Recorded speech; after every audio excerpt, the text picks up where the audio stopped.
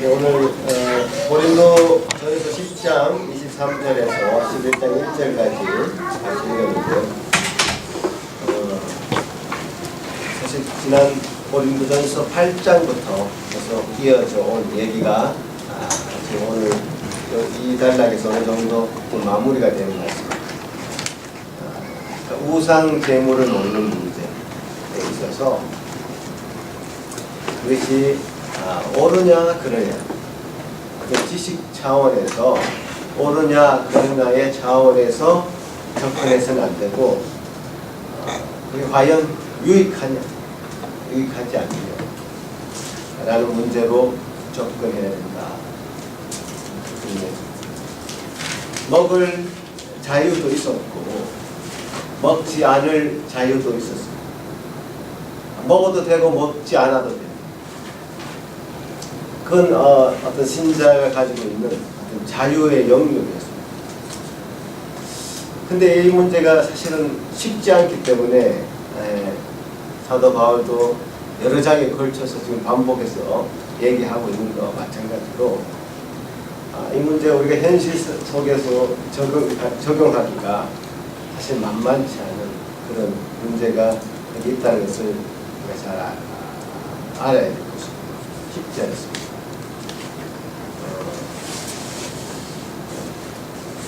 우리는 우리 자신이 가지고 있는 어떤 자유를 누릴 수 있는 권리가 우리에게 있다고 생각합니다. 내 마음대로 내 자유로 하는데 무슨 상관이야, 이렇게 말하고 싶죠. 또 인간은 그런 자유를 추구해왔고, 끊임없이 간섭을 받기보다는, 속박을 받기보다는 그 자유를 향해서 인간은 끊임없이 투쟁해왔습니다. 자유가 아니면 죽음을 달라라고 말할 정도로 그 자유를 갈구해왔던 그 인간의 역사를 우리가 잘 알고 있습니다. 예전에는, 그러니까 우리가 중세 시대로 한번 돌아가 보면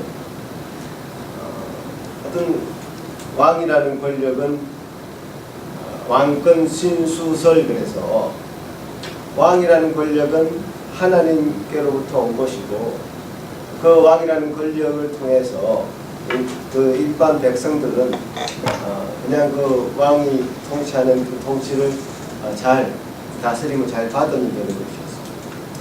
어떤 이의를 제기할 수 있는 것도 없었고, 어떤 일방적인 그런 체제 속에서 권력이 왕에게 집중되어 있었습니다. 그러나 이제 우리 사회를 구성하고 있는 인간이 어떤 그 이성이 또 어떤 면에서는 자기 자리를 찾아가고, 또 계몽주의의 경향을 통해서 평등이라는 것, 가치, 또 자유라는 가치가 이렇게 부각되고, 왜 왕이 결정하면 우리가 따라야 되냐, 왕은 우리를 위해서 존재하는 것이 아니냐, 그래서 왕이 결정하고 시행했던 모든 것이 우리 사람들이, 인간이 가지고 있는 그 이성적인 판단과 어떤 평등의 차원에서 인간은 동일한 것인데, 평등의 차원에서 다 결정하고 판단할 수 있는데 왜 왕에게 우리가 모든 권력을 줘서 우리의 어떤 마땅히 누려야 될 어떤 이성의 위치, 또 평등의 개념, 이런 것이 막 말살당해야 되냐, 무시돼야 되냐, 이런 의식이 굉장히 많이 생겨나게 됩니다. 이게 이제 계몽주의인데요. 인간 이성이 막 자각을 하게 됩니다. 그러면서 사실 루이 14세 때만 해도 내가 곧 국가다, 이렇게 자기 스스로를 짐은 곧 국가다, 이렇게 말할 정도로 왕권이 아주 세졌습니다. 그러나 이제 결국 프랑스 대혁명이라는 그야말로 인간의 이성을 자각하는 그야말로 평등이 중요시되는 그런 시대가 되면서 그야말로 왕권이 축출되고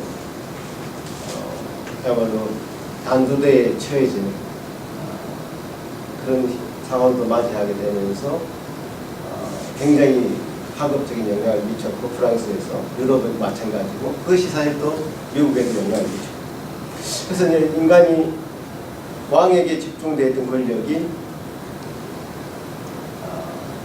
일말에거든요. 돌아가는 그런 어떤 시대를 우리가 살아왔습니다. 그 시대를 살아오면서 우리가 과연 인간이 가지고 있는 이성이 뭐냐, 자유가 뭐냐, 이런 가치들이 굉장히 부각되게 되고 있습니다. 그런 가치가 점점 부각되면서 과연 그러면 인간은 어떤 것을 하지 않을 자유가 있고, 또 어떤 것도 할 수 있는 자유가 있고, 그런 것과 어떤 질서는 어떻게 그러면 우리가 유지를 해야 될 것인가. 이원복 교수가 유럽이 어떤 절대적인 왕권에서 유럽의 역사는 절대적인 왕권에서 자유를 쟁취한 그 역사라면, 미국의 역사는 정반대의 역사인데, 미국은 일단 이민자들이 가서 어떤 절대적인 권력이라는 자체가 없었습니다. 어떤 면에서 무법천지였어요. 다 총을 그래서 가지고 있고, 자기 자신을 자기가 보호해야 되는 그런 무법천지에서 질서를 찾아가는 그런 과정을 또 미국은 역사를 겪게 됩니다. 그러니까 자유로웠다가 질서를 찾게 되었고, 미국은 유럽은 아주 자유롭지 않았다. 절대적인 그 왕권에 의해서 꽁꽁 속박되었다가 그 자유를 찾는 과정입니다. 이렇게 이원복 교수는 설명을 했는데요. 그 과정에서 이제 유럽은 그래서 더 자유, 평등 이쪽이 더 부각되게 되고, 자유를 한번 누려본 경험을 가진 미국 쪽에서는 자기들이 가진 그 자유가 얼마나 자기 자신들을 보호할 수 없다는 것을 사실 알아가는 과정이었습니다. 그래서 총을 가지고 자기를 보호하지만 어느 틈새에도 자기가 총을 맞고 죽을 수도 있고, 그런 위험한 상황을 또 자기가 맞이할 수 있다는 것을 알게 됩니다. 그래서 유럽 국가들보다 이 미국이 훨씬 더 이 국가관이 투철하고, 질서에 대한 개념이 더 철저하다. 왜냐하면 자기들이 한번 잃어봤기 때문에 자유라는 것을 한번 누려보니까 자기 스스로도 보호할 수 없는 그 자유가 아니다 라는 것을 알아가는 과정에서 국가라는 그 성조기, 미국 국기는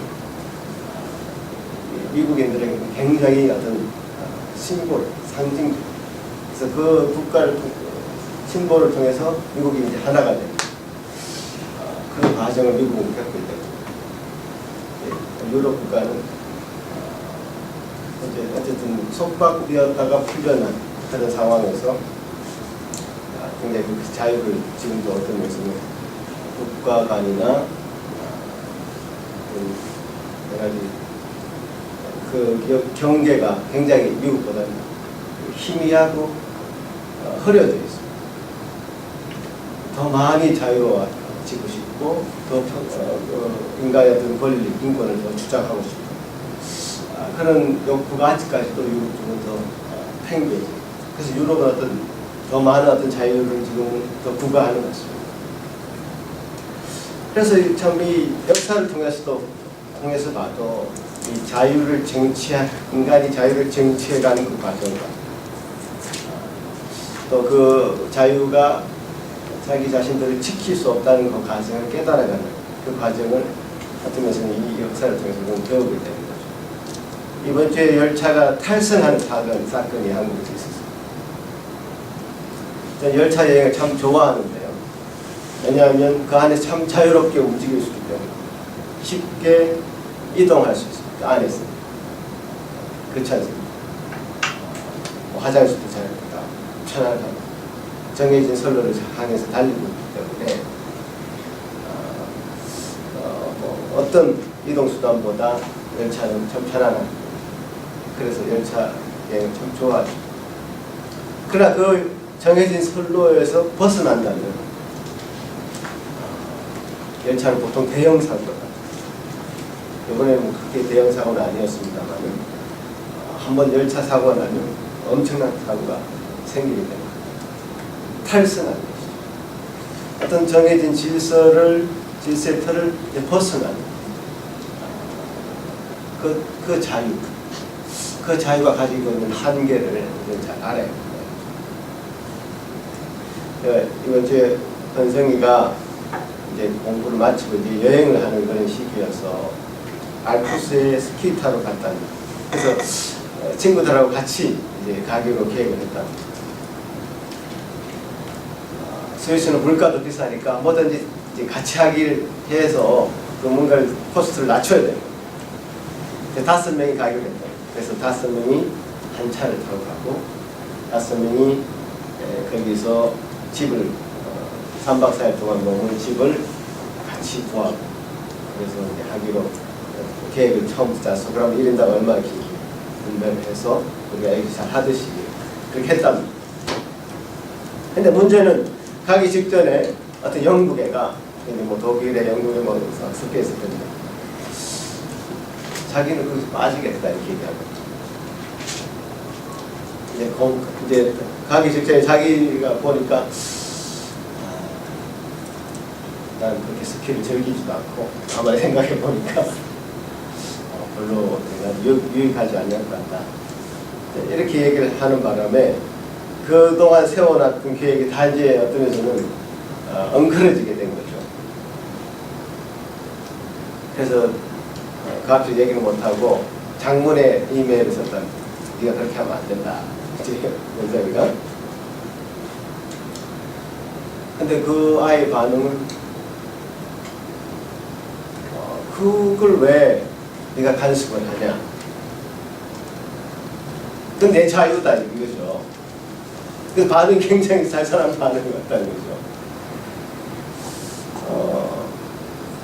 그래서 이제 그 다음부터는 자기를 봐도 인사도 제대로 안 하고 이제 뭐 그렇게 한다고 그런 이야기를 제가 들었는데 요 문제 같아요. 그러니까 우리가 가지고 있는 공동의 룰이 있었고 공동의 룰이 있는데 그 공동의 룰을 어느 차원에서 자기 자신의 자유를 얘기할 수 있을 것인가. 영국에는 룰을 다 세워서 일단 다 가기로 했고 그럼에도 불구하고 자기는 거기서 빠져도 전혀 양심의 가책이나 미안함을 느끼지 않는 그런 마인드를 영국에는 가지고 것이고 반대로 은성이는 그건 룰을 깨는 거다. 질서를 깨는 거다. 이거는 이런 마인드를 가지고 그 어떤 면에서 세계관의 충돌입니다. 세계관의 충돌. 지난주에 그 안정식 교수님도 이런 얘기를 하셨는데 이제 일본 사람들은 아이들을 가르칠 때 제발 다른 사람한테 폐를 끼치지 마라.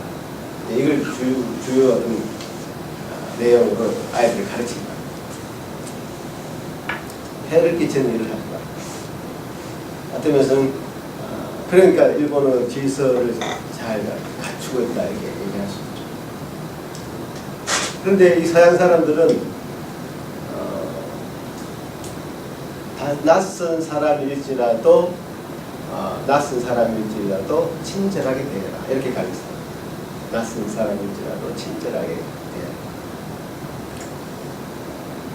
그런데 이제 한국 사람들, 한국 부모들은 절대 나와서 기죽으면 안 된다 이렇게 이제 가르친다는 거죠. 그래서 미국 여행을 이제 한국 분들이 한 번씩 하면 미국은 자유주의의 나라니까 자유로운 나라니까 아이들이 굉장히 어떤 자유롭게 막 생활할 것 같아서 어떤 분이 이제 실제로 자기가 한 얘기입니다. 초등학교 두 군데를 이렇게 가봤는데 아주 높은 보이지기 사람이 아이들이 복도에서 뛰어다니는 애가 없고 다 걸어다니고 교실에 앉으면 반드시 앉아있고 자기는 깜짝 놀랐다는 거예요. 어떤 면에서는 유교적인 질서가 지배하는 한국의 문화 속에서는 아이들은 뭐 교실 밑을 기어다니고 밟고 다니고 복도에서는 뛰어다니고 이런 상황인데 여기 아이들은 그 반대로 참 자유로운 나라인 것 같은데 평등한 나라고 그런데 가지고 있는 어떤 생활 태도를 보면 굉장히 질서를 잘 지키는 그런 것으로 아이들이 보이니까 굉장히 충격을 받는 거죠. 놀란. 사실 우리가 여기 와서도 그런 부분에 놀라고 있지 않습니까? 식당에서 그냥 가만히 앉아있는 아이들이 좀 신기할 정도로 보이고 그렇지만 그 아이들을 뭐 강압적으로 속박을 해서 자유를 제한해서 어떤 강압적으로 그렇게 하는 것이 아니라 어떤 질서에 대한 개념을 분명히 심어주고 그 안에서의 그 자유를 누리게 한다는 그런 측면이 참 다른 것입니다. 하지만 어떤 면에서는 자유에 대한 질서에 대한 어떤 이야기 지금 계속 하고 있습니다. 그 맥락을 잡아가면서 얘기를 들어주시는 건데 어떤 면에서는 자유는 우리 모두가 바라는 것입니다. 외부로부터 구속받지 않고 얽매이지 않고 자유롭게 행동할 수 있는 그런 어떤 그런 우리가 요구하고 원하고 있죠. 자유는 참으로 좋은 것이고 자유롭게 살아야 됩니다. 그러나 그 자유라는 것이 제가 지금까지 설명드린 대로 어떤 질서라는 것에 조화가 없으면 우리가 그걸 방종이라고 그러죠. 방종. 한국말로 방종. 질서라는 것에 있지 않으면 방종이 되고 그 방종은 또 자신의 자유를 제한하는 그런 것으로 다시 돌아올 수 있습니다. 그래서 장폴 사르트르라는 철학자도 이 자유를 정의하기를 이렇게 정의를 했습니다. 인간의 어깨에 드리워진 무거운 짐 이렇게 정의를 했습니다. 인간의 어깨에 드리워진 무거운 짐이다. 자유는 어떤 명확한 틀이나 주어진 방향도 없이 개인들에게 자신의 실존을 만들어 가라고 강요한다는 것이죠. 이 말이 되게 의미심장하게 들립니다. 어떤 주어진 틀도 없이 방향도 없이 네 스스로 알아서 찾아가라 이렇게 우리에게 요구한다는 것이죠. 무한한 자유, 무제한의 가능성에 대한 이상한 동경은 물론 이제 전제는 무제한적 자유라는 애당초 존재하지 않지만 인간이라면 참고 견딜 수밖에 없는 것입니다. 어떤 것은 망상에 불과합니다. 가까워진 그 관계를 예를 들면 결혼의 관계를 어떤 사람은 속박이라 느끼기도 합니다. 또 어떤 사람은 자유롭다고 느낍니다. 제가 이번 주에 어떤 인터뷰를 보니까 김창옥 교수가 한 그 인터뷰가 아니라 뭐 강의 중에 어떤 사람이 질문을 한 거죠. 지금 두 사람이 10년 동안 사귀었어요. 여자 청년인데 10년 동안 사귀었는데 자기는 결혼하고 싶지 않다. 아니 10년 동안 사귀었는데 왜 결혼을 안 하냐고 하냐. 자기는 직장 갔다 오면 집에 와서 쉬어야 되는데 샤워도 하고 밥 먹고 좀 쉬고 그 다음 또 직장 가고 이렇게 해야 되는데 결혼하는 사람들 보니까 쉴 수가 없더라. 해서 결혼 안 하기로 했다. 이렇게 얘기합니다. 이 사람에게 어떤 자유는, 이 여성에게 이 자유는 자기 마음대로 하고 싶은 거죠. 가정이라는 속박에 들어가고 싶지 않고 결혼이라는 어떤 굴레를 자기는 쓰고 싶지 않다는 거죠. 틀을 가지고 싶지 않다는 거죠. 여러분 어떻게 대답해 주시겠어요? 만약에 여러분 자녀들이 또 우리 교회 청년이 혹은 뭐 이웃이 자기는 뭐 결혼 안 하고 살고 싶어. 왜냐하면 내 자유를 속박당하니까. 라고 말한다면 어떻게 대답해 주시겠어요?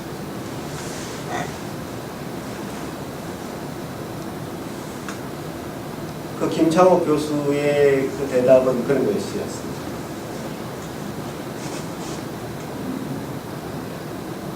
결혼이라는 것은 하나의 장사와도 같다.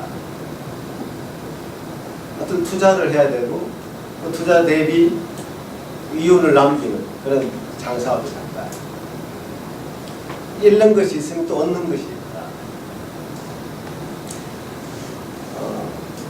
자신이 가지고 있는 그 자유의 개념, 직장 갔다 와서 샤워하고 같은 경우는 방에 누워서 TV를 보거나 자유로운 시간을 갖고 싶어하는 그 자유는 어느 정도 제한을 당할 수 있지만 결혼 안에서 누릴 수 있는 그 부부와의 관계, 결혼 안에 누릴 수 있는 그 자유는 비교해 봤을 때 더 크다. 그 자유의 무게는 더 크다.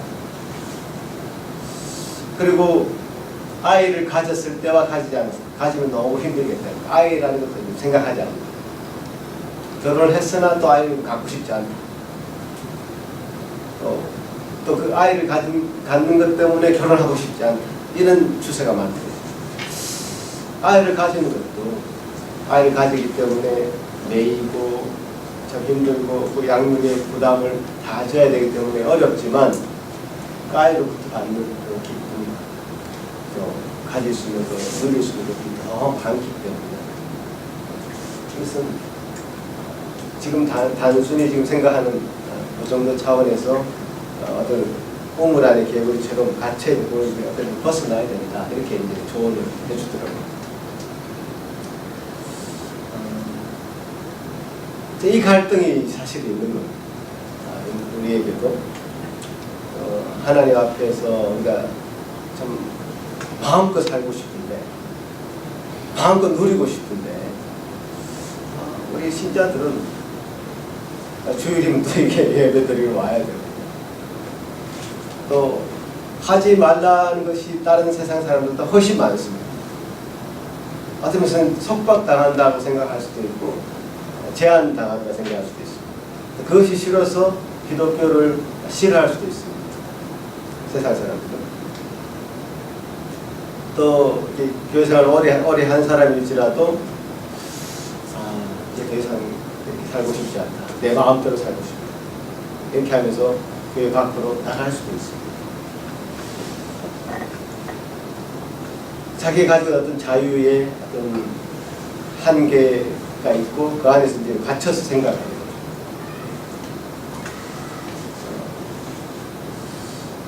그래서 이제 자유라는 것, 이 아까 장폴 샤르트르라고 하는 이 철학자도 이 자유라는 것에 대해서 어떤 면에서는 가까운 관계를 속박당한다라고 혼동하거나 그런 어떤 틀이 우리를 제약한다고 느낄 때는 순식간에 그 자유라는 것이 동경의 대상이 되어버린다 라고 이제 말하는 거죠. 자기가 겪고 있는 이 상황 자체를 어떻게 해석하느냐에 따라서 내가 좀 결혼 생활에서 또 교회 생활에서 내가 속박당하는 거야. 나는 어떤 제한을 받고 있어. 이렇게 느낀다면 그렇지 않은 것을 동경하게 돼요. 그 결혼을 브레이크하는 교회 밖을 뛰쳐나가게 돼요. 동경의 세계로 가고 싶겠죠. 그런데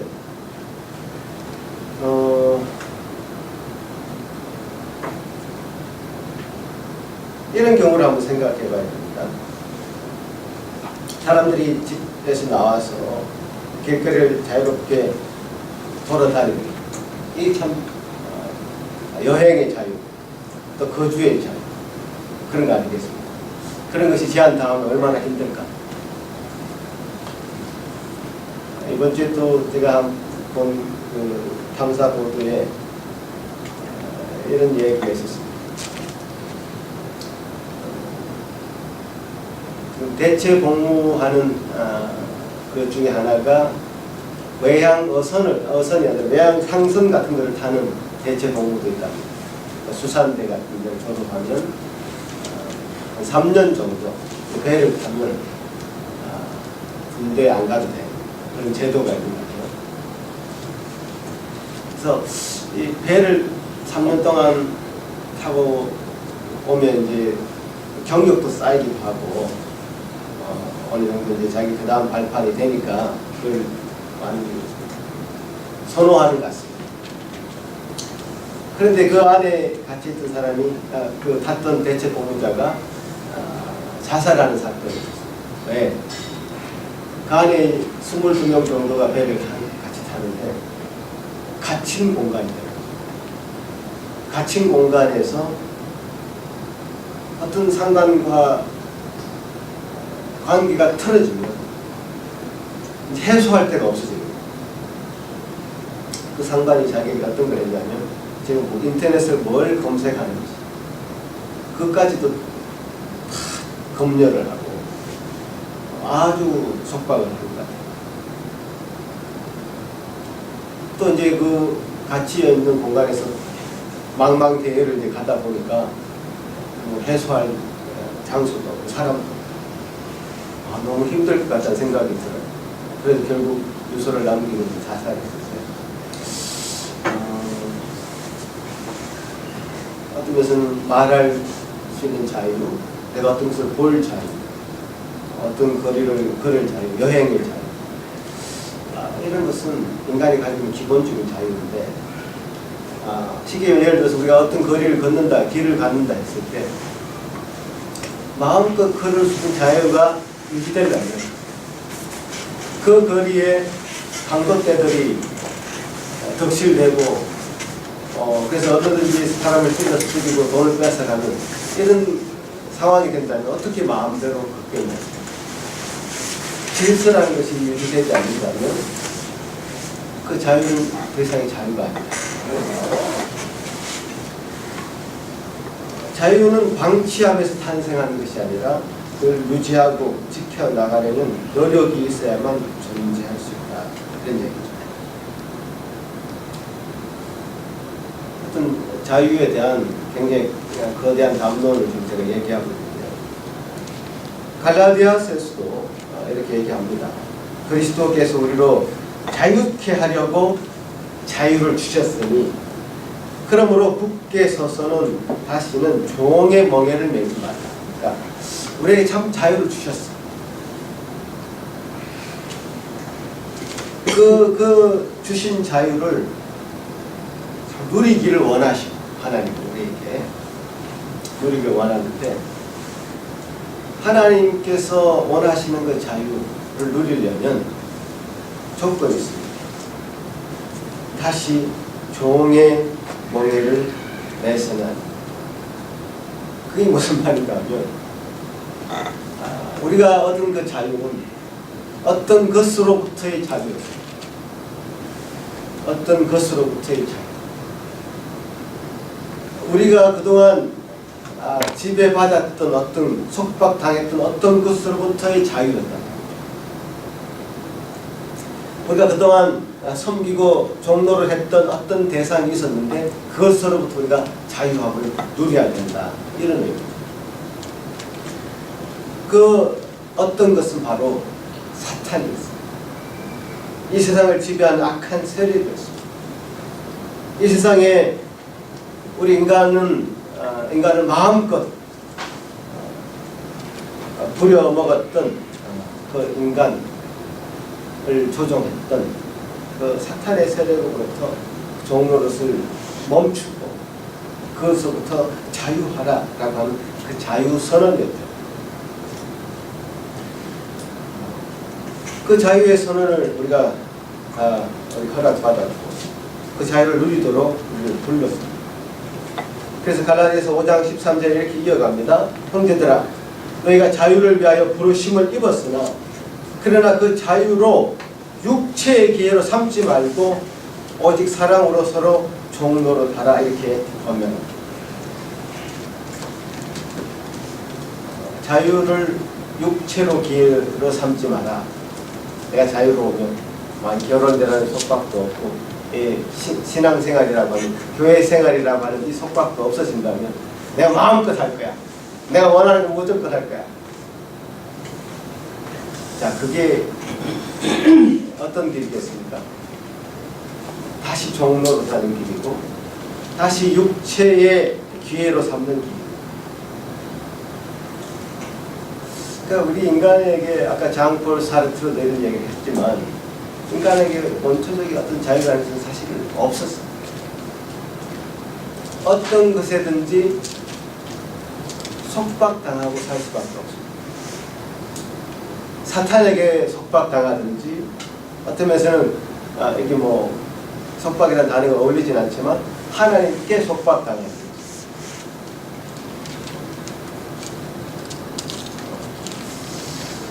그러니까 이게 그동안에 속박당했던 대상을 이 사탄의 세력인지 악한 세력인지 아니면 이 천지 만물을 지으시고 땅의 모든 것, 그 충만한 모든 것을 만드시고 그 하나님 앞에 우리가 속해져서 하나님의 자녀로서 하나님 주신 것을 마음껏 누리는 그 자유를 누릴 것입니다. 그러니까 이런 자유를 누린다면 지금 우상 제물을 먹는 문제에 있어서 자유로워질 수 있다. 내가 먹어도 되고 안 먹어도 되는 상황. 먹어야 될 때는 먹고 내가 이게 먹지 말아야 될 상황인 것 같다 라고 할 때는 안 먹어도 상관없다.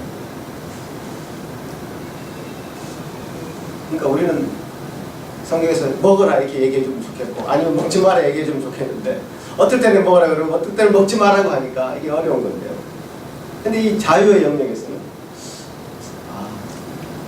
하나님 내게 주신 모든 것이 다 하나님이 만드시고 주신 것이기 때문에 자유를 위해서는 먹어도 되고 안 먹어도 되고 그럼 그 무엇을 근거로 그렇게 먹을 것이냐 안 먹을 것이냐 근거를 삼느냐 바로 남의 유익을 위해서 나의 유익이 아니라 다른 사람의 유익 이게 다른 사람에게 유익할 것인가 우리 형제에게 유익할 것인가 우리 공동체에 유익할 것인가 그럼 나는 먹어도 되지만 안 먹어도 상관없어 안 먹어도 되지만 먹어도 상관없는 그런 자유를 가졌지만 공동체를 생각해서 남의 유익을 생각해서 먹을 건지 먹지 않을 것인지 결정할 수 있다 이런 얘기.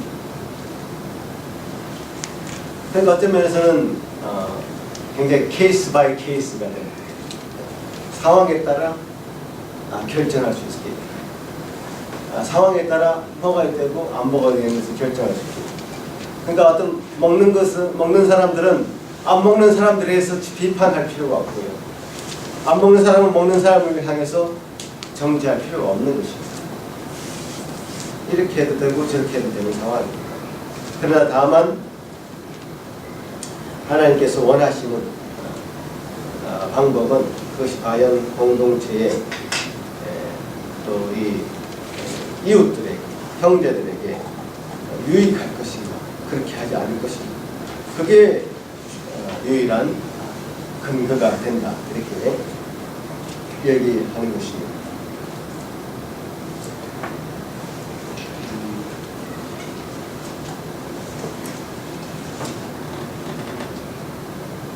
그런 근거로 우리가 가지고 있는 자유를 잘 사용할 때 우리는 그 자유를 풍성하게 우리가 누릴 수 있다. 그런 얘기고요.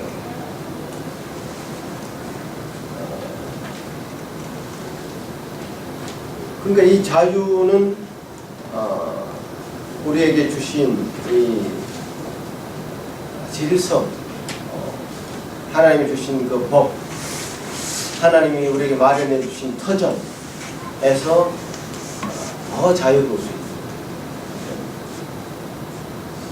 결혼이라는 것이 속박도 되지만 결혼이라는 제도 안에서 부부 관계는 더 풍성함을 누릴 수 있고요.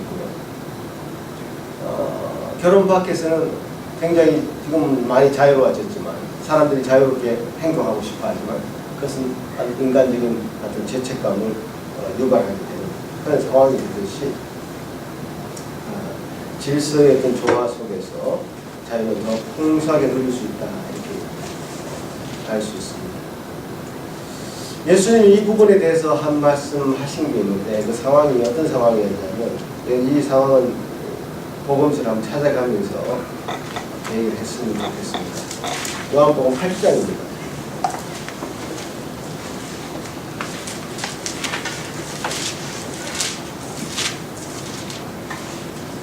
요한복음 8장 31절에서 36절까지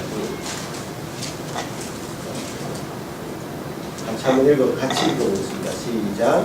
그러므로 예수께서 자기를 믿는 유대인들에게 이르시되 너희가 내 말에 거하면 참으로 내 제자가 되고 진리를 알지니 진리가 너희를 자유하게 하리라. 그들이 대답하되 우리가 아브라함의 자손이라 남의 종이 된 적이 없거늘 어찌하여 우리가 자유롭게 되리라 하느냐. 예수께서 대답하시되 진실로 진실로 너희에게 이르노니 죄를 범하는 자마다 죄의 종이라.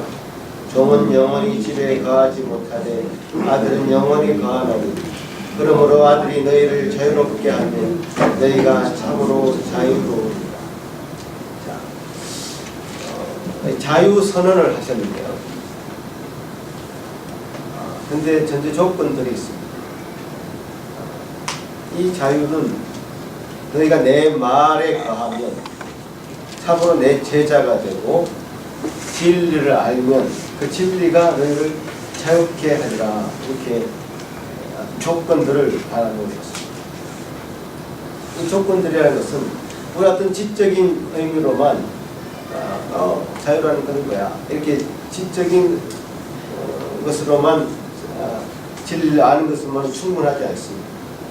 내 말에 거한다는 것, 참으로 내 제자가 된다는 것, 그것은 하나님 말씀 앞에 온전히 자신을 굴복시키고 순종할 때 그 진리는 우리에게 풍성한 자유를 허락하는 것입니다.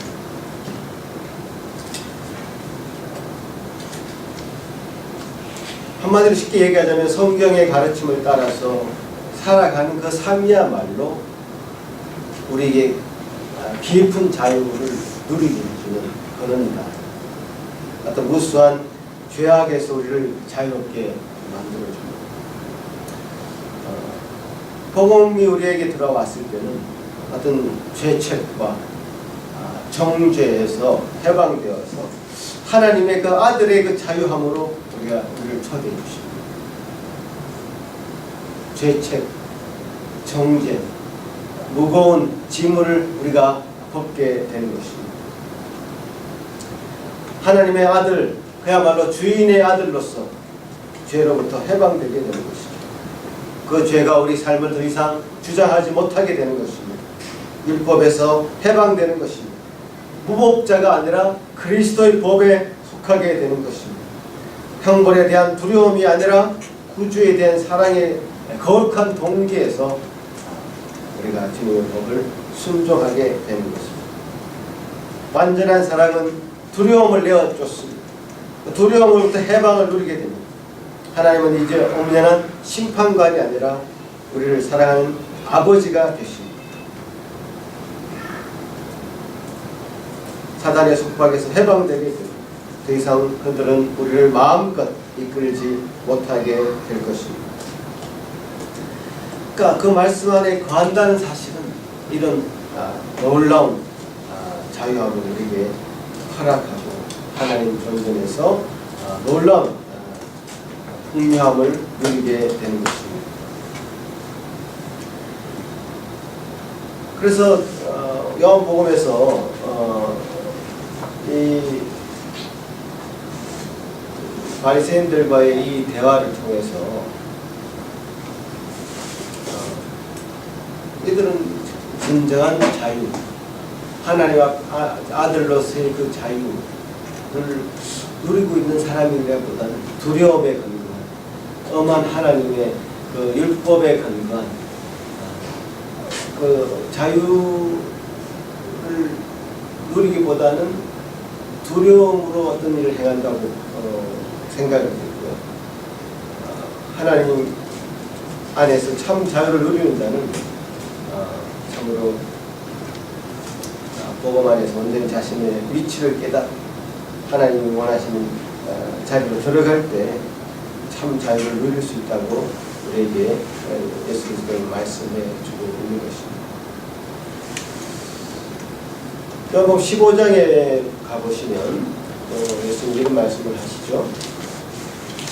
15장 1절에 나는 참 포도나무요 내 아버지는 농부라. 무릇 내게 붙어있어 열매를 맺지 아니하는 가지는 아버지께서 그것을 제거해 버리시고 무릇 열매를 맺는 가지는 더 열매를 맺게 하리 하여 그것을 깨끗하게 하시느니라. 너희는 내가 일러준 말로 이미 깨끗하여졌으니 내 안에 거하라. 나는 너희 안에 거하리라. 가지가 포도나무에 붙어있지 아니하면 스스로 열매를 맺을 수 없음같이 너희도 내 안에 있지 아니면 그러하리라. 나는 포도나무요 너희는 가지라. 내가 그가 내 안에 내가 그 안에 거하면 사람이 열매를 많이 맺나니 나를 떠나서는 너희가 아무것도 할 수 없습니다.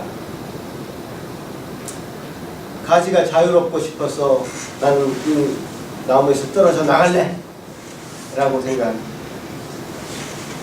생각한다고 생각해요. 가지처럼 어리석어 보이는 건 없죠. 떨어져 나가면 말라져 버릴 수밖에 없는, 쓰레기가 될 수밖에 없는 그런 것입니다.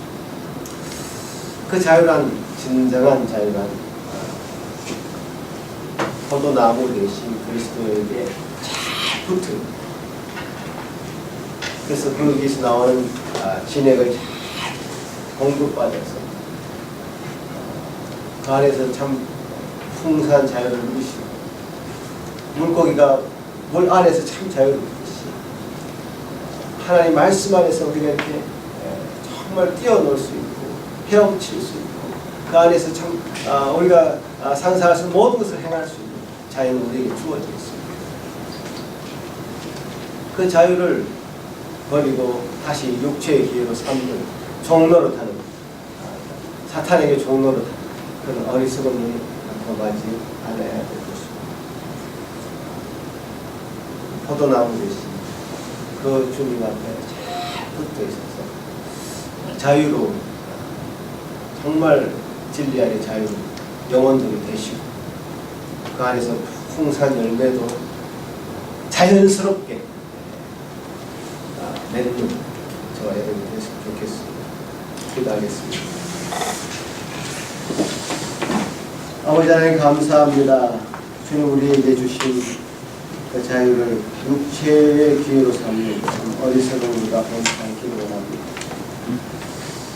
고린도 교회 성도들 참 저들에게 이 참 자유가 부여되었지만 그것이 과연 어떻게 사용되는지 참 어려움을 겪고 있었던 것을 우리가 참 말씀을 통해서 확인하여 줍니다. 우리에게도 마찬가지인 것 같습니다. 참 자유롭지 못하고 어떤 것을 우리가 촉박당했다고 느끼고 제한당한다고 느낄 때 우리는 더 이상 하나님 안에서의 아들로서의 모습보다는 어떤 종의 모습이 우리에게 있을 뿐인 줄 압니다. 아버지 하나님, 주님 안에서 우리가 자유롭게 뛰어놀기를 원합니다. 말씀 안에서 풍성해지기를 원합니다. 그래서 주님께서 주시는 모든 것을 다 받아 누리는 상속자의 그 기쁨을 다 누릴 수 있는 저들 되게 하여 주시옵기를 소망합니다. 주여 도우시옵소서. 우리 모든 성도들 이제 말씀 안에서 참 잘 견고히 뿌리내려서 주의 그리스도의 말씀에 거할 수 있도록 도우시고 진정으로 그 제자가 되게 도우시고 진정으로 그 안에서 온전히 주의 주시는 은혜를 누리며 주님 앞에 참 자유의미로 살아가는 제들 되게 하여 주옵소서. 감사하고 예수님 이름으로 기도합나이다.